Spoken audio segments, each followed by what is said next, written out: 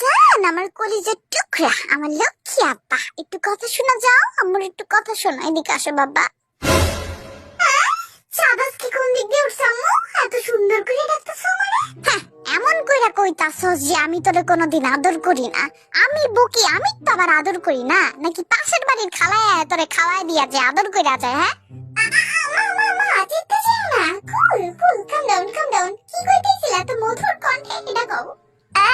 না, মানে কইতে চাইছিলাম যে ওই যে তুমি আমার লাহিন এমন তো চাইতাছো কেন মা? না মানে ওই যে আমি পারুম না কইতে, তুমি কও তো, তুমি কও। না মানে বাবা, তুমি তো এখন যথেষ্ট বড় হইছো, তো এখন তো বিয়া শাদি।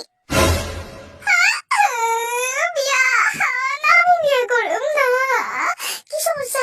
আমি কি তোমাকে ভাত পানি সব খাওয়াই? যাও আজকাল তার কিচ্ছু খাবো না, যাও। এই তো তুই এমনটা করবি দেখি তোর আমি কিচ্ছু কইতে চাই না। বান্দরের বাচ্চা, বিয়াটার কথা হলেই ফালটা কাইন্দ ওড়ে। তো কানমুই তো, আমি কি কানতাম না?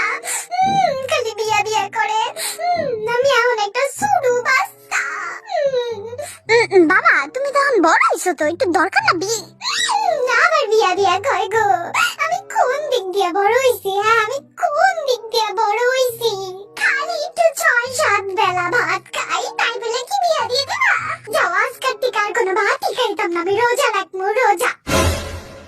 ওই গরুর বাচ্চা, তো আজীবন কি তুই আমার খানেই থাকবি? হ্যাঁ, আমি ও বাবা আর তোমারে ছাড়া কোথাও যাবো না।